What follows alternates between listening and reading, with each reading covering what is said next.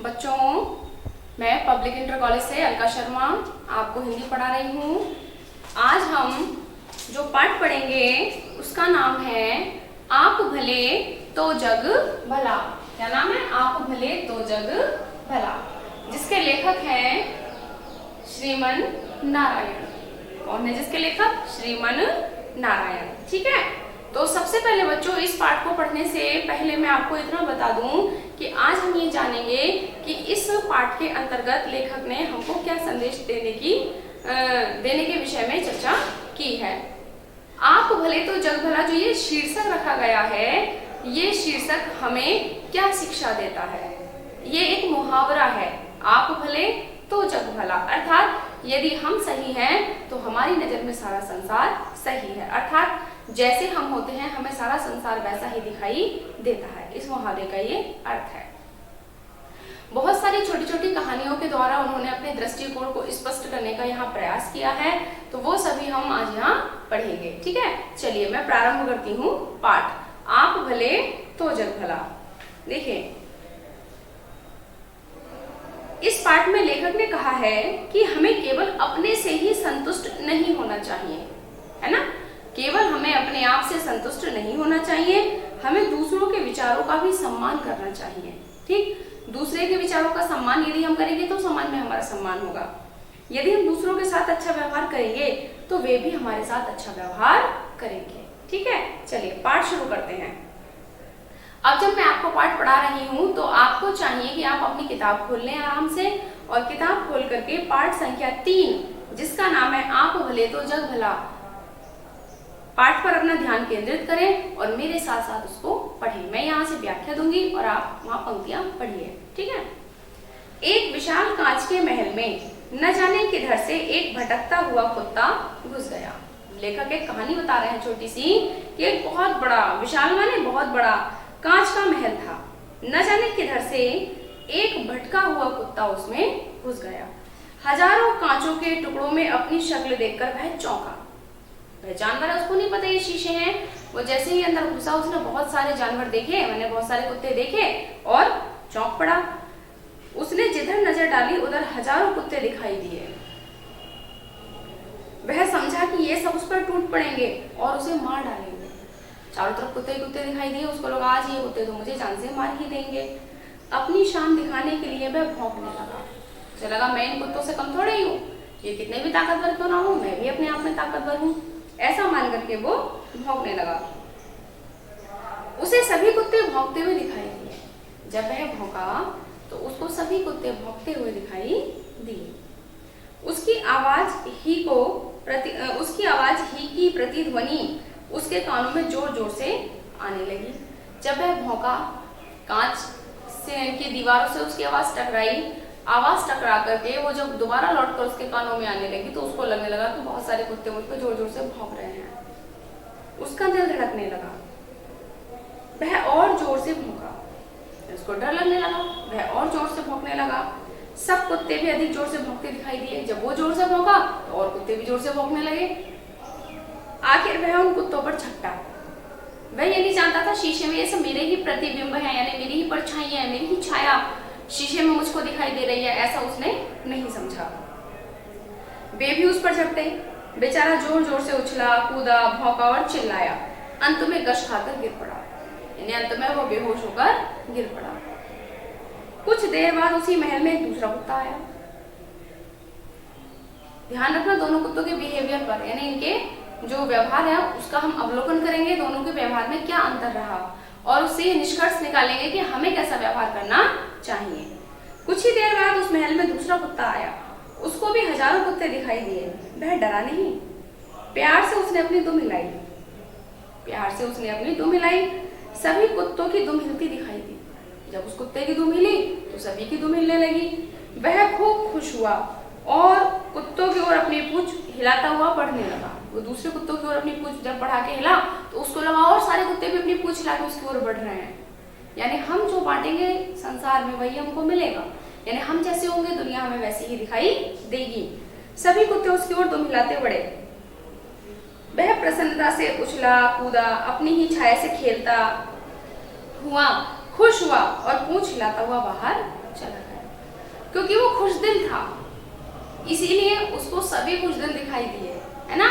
और वो सबके साथ खेल के आराम से, उसको तो लगा मैं दूसरों के साथ खेल रहा हूँ, जबकि वो अपनी ही परछाई के साथ खेल रहा था, उछला कूदा खेला और खुश होके बाहर चला गया। बच्चों, अब हमें तय करना है हमें पहली कंडीशन वाला व्यक्ति बनना है या दूसरी कंडीशन वाला।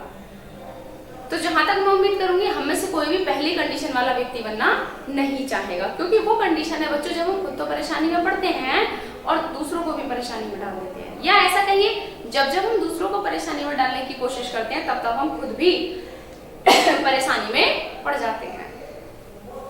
तो हमें सबके साथ प्रेम पूर्वक व्यवहार करना चाहिए। जब हम सभी के साथ प्रेम पूर्वक व्यवहार करेंगे तो सभी लोग भी हमारे साथ प्रेम पूर्ण मधुर बर्ताव करेंगे, तब हम भी खुश रहेंगे और दूसरे भी खुश रहेंगे। और यदि हम सबके साथ बुरा व्यवहार करेंगे तो हम तो दुखी रहेंगे, हमारे साथ दूसरे भी दुखी रहेंगे और दूसरों को कष्ट पहुंचाकर कभी हमेशा के लिए खुशी नहीं पाई जा सकती। देखिए आगे, जब मैं अपने एक मित्र की हमेशा परेशान, नाराज और चिड़चिड़ाते हुए स्थिति को देखता हूँ, कहते हैं मेरे एक मित्र हैं, मैं जब भी उनको देखता हूँ परेशान, चिड़चिड़ाते हुए, दुखी, तब इसी किस्से का स्मरण मुझे हो आता है कि वो क्यों इतना चिड़चिड़ाते हैं, खुद तो परेशान रहते हैं, दूसरों को करते हैं। मैं उनकी मिसाल भौंकने वाले कुत्ते से नहीं लेना चाहता। वो कह रहा है अरे नहीं, ऐसा नहीं है कि मैं अपने मित्र की जो मिसाल है या उपमा है भौंकने वाले कुत्ते से दूं, यह तो बड़ी अशिष्टता होगी, बड़ी गलत बात होगी, मैं ऐसा नहीं करता। पर इस कहानी से वे चाहें तो कुछ सबक जरूर सीख सकते हैं, वही सबक जो अभी मैंने यहाँ चर्चा की। सबक यह है बच्चों, यदि हम खुश रहना चाहते हैं तो हमें चाहिए हम अपने चारों ओर खुशियों का वातावरण फैलाएं, और यदि हम दुखी रहते हैं तो चारों ओर दुख ही दुख फैल जाएगा, चारों ओर परेशानियां ही परेशानियां फैल जाएंगी। दुनिया कांच के महल जैसी है, जैसे कांच का महल होता है, कांच की दीवारें होती हैं, अपने स्वभाव की छाया ही उस पर पड़ती है। हम जैसे हैं, दुनिया हमारे प्रति वैसा ही व्यवहार करती है। यदि हम दूसरों से लड़ते हैं, परेशान करते हैं दूसरों को, तो वो भी हमसे लड़ते हैं और हमको परेशान करते हैं। ठीक है, आप भले तो जग भला, आप बुरे तो जग बुरा, कहते हैं ना। एक कहावत और सुनी होगी आपने, ये तो चलो ठीक है कि हम भले हैं तो संसार भला है, हम बुरे हैं तो संसार बुरा है। एक और सुना होगा कि चोर को चारों ओर चोर ही दिखाई देते हैं। कहने का तात्पर्य है बच्चों, जब वो चोर है तो उसको संसार में सब अपने जैसे ही दिखाई देते हैं। ठीक है, देखिए आगे, अगर आप प्रसन्नचित्त रहते हैं, दूसरों के दोषों को न देखकर उनके गुणों को ही ध्यान से देखते हैं, तो दुनिया भी आपसे नम्रता और प्रेम का बर्ताव करेगी। ठीक है, अगर आप दूसरों से प्रेमपूर्ण व्यवहार करेंगे, उनके दोषों को नहीं देखेंगे, ठीक है, तो दुनिया भी आपके साथ प्रेमपूर्ण व्यवहार करेगी और आपके दोषों को न देख करके आपके गुणों की ओर उसका ध्यान आकर्षित हो जाएगा। अगर आप हमेशा लोगों के ऐबों को ही देखते रहेंगे, ऐब माने दोष या गलतियां, यदि आप सदैव दूसरों के ऐब या दोष या गलतियों को ही देखते रहेंगे, उन्हें अपना शत्रु समझने लगेंगे और सदैव उन पर भौंका करेंगे, तो फिर क्यों ना आपकी ओर गुस्से से दौड़ेंगे भी। कहने का मतलब है, जब आप दूसरों को परेशान करेंगे, गुस्सा करेंगे, लड़ाई झगड़ा करेंगे, तो फिर वो गुस्से से आपकी ओर क्यों नहीं दौड़ेंगे। पर अगर आपको गुस्सा होना और रोना ही है तो दुनिया से दूर किसी जंगल में चले जाना ही हितकर होगा। बच्चों, हमें अपनी परेशानियां संसार से अलग हटके, यानी कि अकेले में ही अपनी परेशानियों का अनुभव हमें करना चाहिए। देखिए, बहुत अच्छी बात कही है किसी ने कि जब हम खुश होते हैं तो खुशियां बांटने वाले तो हजार आ जाती हैं हमारे साथ, हमारी खुशियों में शामिल होने, लेकिन दुख हमारा कोई सदैव के लिए नहीं बांट सकता। दुख हमारा कोई थोड़ी समय सीमा के लिए बांट सकता है, बाद में ऊब करके वो भी हमसे अलग हो जाता है ना। तो कहने का मतलब हंसने के लिए तो दुनिया हमारे साथ तैयार है, लेकिन ज्यादा देर रोने के लिए हमारे साथ कोई तैयार नहीं होता। तो सदैव रोने की अपेक्षा हमें अपना दुख छिपा कर रखना चाहिए, अथवा कहीं अकेले में जाकर अपना दुख व्यक्त करना चाहिए, जिससे हमारा मन हल्का हो जाए और सामने वाले को कष्ट भी ना हो। क्योंकि बच्चे, दूसरों को दुख देने का हमें अधिकार नहीं है। अपने दुख से दूसरों को परेशान करें, उससे कुछ हमें लाभ भी नहीं है, तो जिस कार्य से कोई लाभ नहीं, वो करना भी नहीं चाहिए। देखिए आगे, अमेरिका के मशहूर नेता अब्राहम लिंकन से किसी ने एक बार पूछा, आपकी सफलता का सबसे बड़ा रहस्य क्या है। अब्राहम लिंकन से पूछा कि आपकी सफलता का सबसे बड़ा रहस्य क्या है। उन्होंने जरा देर सोचकर उत्तर दिया, मैं दूसरों की अनावश्यक नुक्ताचीनी कर उनका दिल नहीं दुखाता। मैं दूसरों की व्यर्थ में बुराइयां करके उनको परेशान नहीं करता, है ना। यही मेरी सफलता का राज है। मेरे मित्र की यही खास गलती है, वे दूसरों का दृष्टिकोण समझने की कोशिश नहीं करते। लेखक कह रहे हैं कि जो मेरे मित्र हैं उनकी बस यही सबसे बड़ी गलती है कि वो दूसरों का दृष्टिकोण समझने की कोशिश नहीं करते। दूसरों के विचारों की, कामों की, भावनाओं की आलोचना करना ही अपना परम कर्तव्य समझते हैं। वो दूसरों की आलोचना करते हैं, कमियां खोजते हैं, उनकी बुराइयां निकालते हैं और उसको वो ये मानते हैं कि शायद यही मेरा मुख्य कर्तव्य है संसार में आने का, कि मैं दूसरों की आलोचना करूं, उसकी कमियां निकालूं। उनका शायद यह ख्याल है कि ईश्वर ने उन्हें लोगों को सुधारने के लिए भेजा है। वो स्वयं को ये मानते हैं कि ईश्वर ने मुझे इसलिए भेजा है कि मैं लोगों को सुधार सकूं। पर वे सब भूल जाते हैं कि शहद की एक बूंद मक्खियों को ज्यादा आकर्षित करती है बजाय एक सेर जहर के। यानी कि बच्चों एक बात ध्यान रखो, हम किसी को सुधारने के लिए अगर कड़वे वचन कहेंगे तो वो कड़वे वचन उसके लिए हितकारी नहीं लगेंगे उस समय, क्योंकि जो मक्खियां होती हैं वो एक बूंद चीनी, यानी कि कहना चाहिए कि चीनी पे जाती हैं, जहर के ढेर पर नहीं जाती। समझ रहे हो?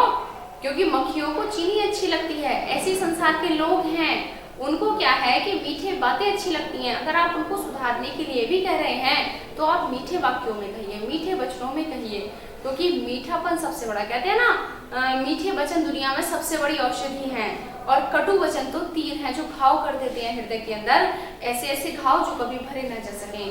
तो दूसरों को कठिन वचन मत बोलिए, कठोर वचन मत बोलिए, सदैव मीठा बोलिए। मीठे वचनों से कभी कभी वो काम भी आपका बन जाता है जो कभी ना बना हो, है ना। या बिगड़ते बिगड़ते काम बिगड़ने से बच जाता है मीठी भाषा के कारण। दुनिया में पूर्ण कौन है? अगला प्रश्न लेखक करते हैं कि ऐसा कौन है संसार में जो पूर्ण है। हर एक में कुछ ना कुछ त्रुटि रहती है, कुछ ना कुछ कमी रहती है। प्रत्येक व्यक्ति से गलतियां होती हैं, गलतियां सबसे होती हैं। एक दूसरे को सुधारने की कोशिश करना अनुचित ही समझना चाहिए, क्योंकि कहते हैं ना एक बहुत बड़ी कहावत और है कि व्यक्ति सुधरे तो अपने आप से, वरना वो नहीं सुधरता। तो हमें हर समय उसकी कमियों से उसको परिचित कराना अच्छा नहीं है, ठीक है। व्यक्ति को यदि सुधरना होता है तो वो स्वयं ही सुधर जाता है। अपनी गलतियों से ही वो सीख लेकर के भविष्य में अपना मार्ग जो है सुगम बना लेता है। फिर एक दूसरे को सुधारने की कोशिश करने से क्या लाभ? जैसा ईसा ने कहा था, लोग दूसरों की आंखों का तिनका तो देखते हैं पर अपनी आंख के शहतीर को भी नहीं देखते। यानी कि लोग दूसरों की यानी कि आंख में पड़ा हुआ जरा सा तिनका देख लेते हैं, दूसरों की छोटी छोटी गलतियां देख लेते हैं और अपनी आंख में पड़ा हुआ शहतीर नहीं देखते। मतलब अपने अंदर की बड़ी गलती को भी वो छुपा जाते हैं, अपने अंदर की बड़ी गलती को भी वो नहीं देखते। दूसरों को सीख देना तो बहुत आसान काम है, अपने ही आदर्शों पर स्वयं अमल करना कठिन है। कहने का मतलब यह बच्चों, दूसरों को सीख दे देना बहुत आसान है और उस बात पर स्वयं चलना, अपने व्यवहार में उस बात को उतारना बहुत मुश्किल है। अगर हम अपने को ही सुधारने का प्रयत्न करें और दूसरों के अवगुणों पर टीका टिप्पणी करना बंद कर दें तो हमारे मित्र जैसा हमारा हाल कभी नहीं होगा। कहने का मतलब दूसरों को सुधारने की अपेक्षा स्वयं को सुधारिए। यदि हम स्वयं को सुधारेंगे तो कहीं इससे अधिक अच्छा लाभ मिलेगा जितना कि हम दूसरों को सुधारने की कोशिश में करते हैं। यदि हम सुधर जाएंगे, हमको देखकर ऐसा संभव है कि सामने वाला भी सुधर जाए। इसी सिलसिले में एक और बात, आप तो दूसरों की नुक्ताचीनी नहीं करेंगे ऐसी उम्मीद है। भाई सबसे बड़ी बात यह है कि हमने मान लिया कि अब हम किसी दूसरे की कोई नुक्ताचीनी, कोई कमी नहीं निकालेंगे, मगर ये क्या गारंटी वो हमारी कमियां निकालने लगे और दूसरे ही अगर आपकी नुक्ताचीनी करना ना छोड़े तो। मेरे मित्र अपनी बुराई या आलोचना सुनकर आग बबूला हो जाते हैं। अगर मेरे मित्र की कोई बुराई कर दे तो वो सुनकर क्रोधित हो जाते हैं, आग बबूला हो जाते हैं, भले ही दुनिया की दिन भर बुराई करते हैं, बेचाहे पूरे संसार की बुराई करते रहे मगर उनकी बुराई कोई ना करे, वो ऐसा मानते हैं। पर आपके लिए तो ऐसे मौके पर दादू की पंक्तियां गुनगुना लेना बड़ा कारगर साबित होगा। निंदक वाह वीर हमारा, कहते हैं निंदक जो होता है बहुत वीर होता है, बिना ही कौड़ी बह विचारा। ठीक, आपन डूबे और को तारे ऐसा प्रीतम पार उतारे। क्या निंदक जो होता है वो स्वयं तो डूबता है मगर दूसरे को पार उतार देता है, वो समाज का परोपकार करता है। तो एक प्रकार से निंदक जो होता है वो वीर होता है, यानी कि महापुरुष होता है, ऐसे व्यक्ति दूसरों को पार उतार देते हैं। निंदक, आलोचना उस हिसाब से करिए कि सामने वाले का दिल ना दुखे और उसके अंदर की बुराइयां दूर हो जाए। जिन बुराइयों की चर्चा हम कर रहे हैं, जब किसी को ये पता चले हमारे अंदर ये बुराइयां हैं तो वो उनको कम से कम दूर कर सके, क्योंकि बुराइयां दूर करने से ही व्यक्ति आदर्श बनता है और आदर्श व्यक्ति ही समाज में अपना नाम कमाते हैं। अगर सचमुच कुछ त्रुटियां हैं जिनकी ओर निंदक हमारा ध्यान खींचता है तो उन अवगुणों को दूर करना हम सभी का कर्तव्य हो जाता है। यानी कि वास्तव में यदि हमारे अंदर कमियां हैं और उनसे कोई आलोचक हमारा परिचय कराता है तो उन कमियों को दूर करके अपने आप को सफल बनाना हमारा आवश्यक कर्तव्य है। जिसने उनकी ओर ध्यान दिलाया उसका उपकार ही मानना चाहिए। अगर हमारे अंदर कोई कमी है, हमें पता नहीं और दूसरा उस कमी से हमें अवगत करा रहा है, तो हमें तो उस व्यक्ति का फिर आभारी होना चाहिए। भाई धन्यवाद बहुत बहुत तुम्हारा, जो कम से कम तुमने क्या कहें कि हमें हमारी कमियों से परिचित कराया और आगे चल करके उन कमियों को दूर करके हमने अपने आप को और अधिक सफल बनाया। एक दिन एक सज्जन से कुछ गलती हो गई। हमारे मित्र तुरंत बिगड़ कर बोले, देखिए महाशय, यह आपकी सरासर गलती है, आइंदा ऐसा करेंगे तो ठीक नहीं होगा। हमारे मित्र ने किसी एक व्यक्ति से कहा कि भाई आज आपसे गलती हो गई है, लेकिन आगे यदि आपने ऐसा किया तो अच्छी बात नहीं होगी। बेचारे महाशय जी बड़े दुखी हुए। वो जो भी व्यक्ति होंगे उनके साथी संगी दफ्तर के, बहुत दुखी हुए। उनका अपमान हो गया, मन में क्रोध जागृत हुआ